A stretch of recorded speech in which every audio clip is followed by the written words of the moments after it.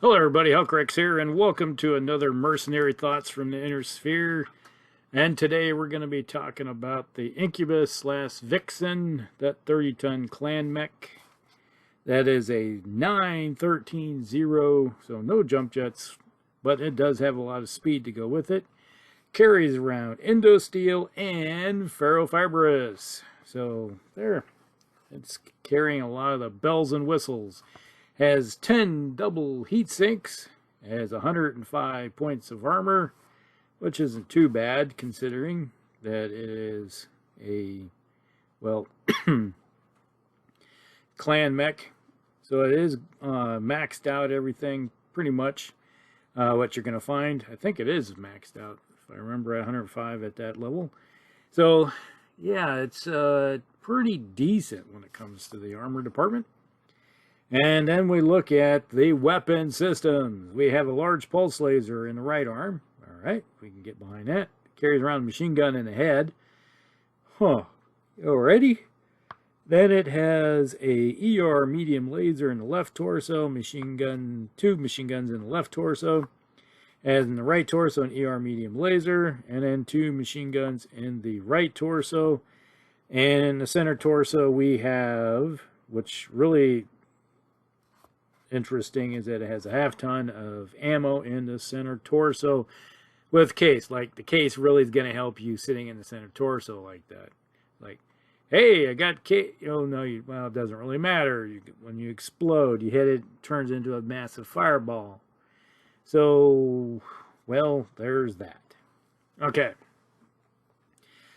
Basically, the Vixen slash Incubus slash Vixen is a pretty decent mech overall. It's got plenty of speed. It does have some punch with the large pulse laser. It goes out to 20, which means if you're facing off against Inner Sphere, there's not very many weapon systems other than LRMs in the ERPPC. That's even going to come close to even getting in the ballpark of this mech being able to hit you with. So, or shooting back at. So that's the one nice thing about this mech.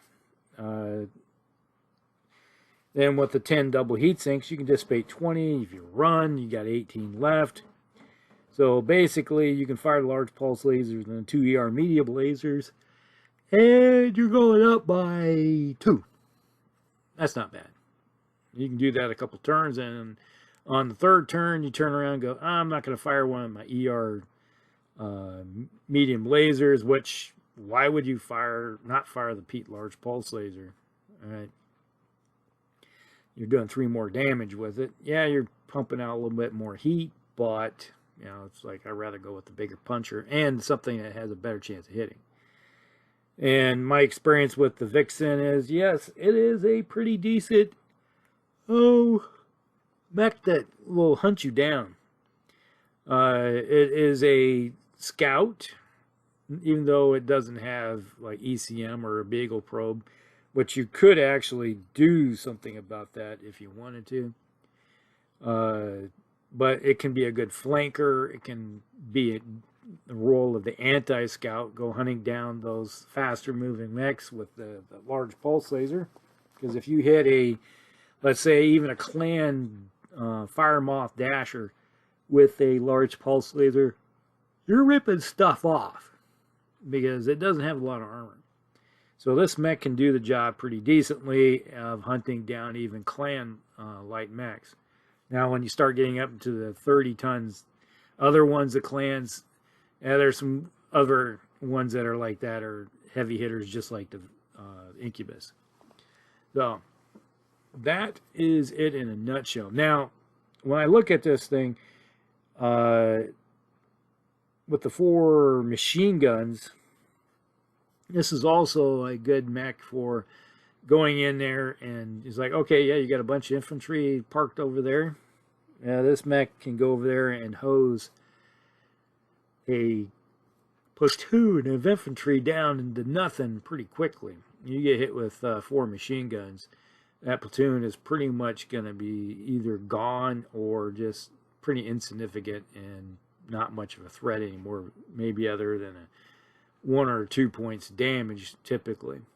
Because if you get hit by a machine gun by 4 of them, that's a lot of dice. And the odds are you're going to be rolling up at least 28 hits, 30 hits easily with that many dice being tossed.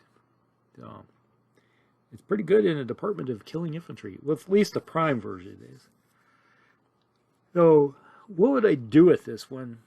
Well, the prime version, which we're looking at, personally, I would probably either go with replace the machine guns, drop those out, and replace it with like one flamer, and then give it maybe another ER medium laser or something of that nature, possibly, or give it Beagle probe or ECM. That might be a better option there too. So those are some of the things I look at. Now, all right, let's look at, there is a few different versions of this one. Version 2, this one replaces the ERP large pulse laser with an ERPPC. Yeah, you're gaining 3 more in distance and 5 more damage. So, to me, that is a one-for-one swap. If you're a person that really loves your clan ERPPC, go for it. If you're a fan of the clan large pulse laser, go for it. So you go with the prime or you can go with number 2. Either or, they're swapping out. And to me, that is a, well, pretty decent swap. But you're also increasing the battle value by a little bit too. So that PPC comes at the cost of more damage plus more battle value cost. Version 3 gets rid of basically the pulse laser and replaces it with a Streak 6. And you got the ton of ammo that goes with that. And then you get 2 more tons of that added on to the weapon, so you get 2 pulse lasers. So you got a Streak 6 and 2 medium pulse lasers. So yeah, you're only going out to 12 for your distance for effectiveness. But if you're sitting there and looking at a city fight, or else you want one of your mechs to be able to do a little more crit hunting than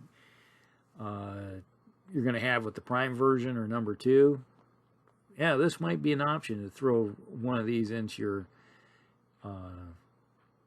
star. And you're also looking at a decrease in cost and battle value too by over 200. Version 4. All right, so this one is not so happy-go-lucky, even though it got some good damage. It mounts a heavy, large laser, 2 medium pulse lasers, 2 micro pulse lasers, and 2 ER micro lasers. So, yeah, you're still got that capability of doing anti-infantry, but now you're running around with a heavy, large laser. Yes, you're going to be having a harder time to hit with it, but when it does hit, it's going to be doing some major damage to you. So there's that. It's like kind of running around with a AC-20 kind of like parked on you. So some people I know some people that love the heavy, large lasers and prefer to have them on everything. It's something that they enjoy, that works for them. So there you go. That's the version for them. Version 5, the Clan Hellions. Okay, this one has a ATM-6 with 2 tons of ammo, so you got your options of what you want to carry for ammo. Typically ER and an HE, so there you go. So up close and long range. It has 2 ER medium lasers and 4 light machine guns. All right, so the light machine gun, you still got the capability of doing some damage to infantry. Not as hard hitting against infantry, but yes, you still can hit infantry and do some damage to them, tear them up. So this is more of a fire support slash up close in your face type of mech too. All right, version 6. This one has the extra light engines. So this one allows the chassis to carry an ERPPC, and it has claws. So yeah, this is something that's kind of moving into maybe a melee type mech, maybe. It's hard to say. Then version 7, okay, this is really goes down the rabbit hole of something I seriously dislike. You got rid of the large pulse laser for Ultra AC2s and a ton of ammo, and it's like, yeah, is this one significantly lost the damage capability makes this decision questionable? Yes, indeed. Now, if you're facing off against a lot of vehicles, hitting somebody with AC2s at extreme range where they can't even touch you, that makes sense. But typically with an Ultra 2, you're lucky if you get one of those two to hit. So you just like, you're paying the price of ammo of 2 of them, and you're only, you got to roll an 8 or better. My experience is that most of the time you're not rolling 8+. Sometimes you do. You're gambling for that second shot. Even though you're paying for the second shot, you're not getting the second meal. Put it bluntly. Never a fan of the Ultra Cannons. Give me an LBX instead. Then I don't mind. It's like, I don't care. All right, so then we got the Incubus 8. This is identical to the standard model, but the 8 merely swaps out the large pulse laser for an LRM-20, 1 ton of ammo, so it's a short-lived, hard-hitting type of mech. It's kind of like one of those ones where you're looking at life expectancy of your mech is kind of limited. So you might as well go, if you get 6 turns out of it, hey, so much the better. And you're hitting with the LRM-20. Typically, you're going to be doing 12 damage anyway, which is slightly better than your 10 you're getting with the large pulse laser anyway. So in some ways, it's not overly a detrimental type thing. A lot of games usually go 6 to 8 turns anyway, so it goes right along with the expectancy of your ammo. Version 9, this modifies the weapons loadout. We're looking way down the line, 3150 era. It's like, hey, that's like 50 years, 100 years from now. The ER large pulse laser replaces the standard pulse laser. And then we have in each torso, we have an ER medium pulse laser and 2 AP Gauss rifles. 1 ton of ammo carried in the torso, right torso.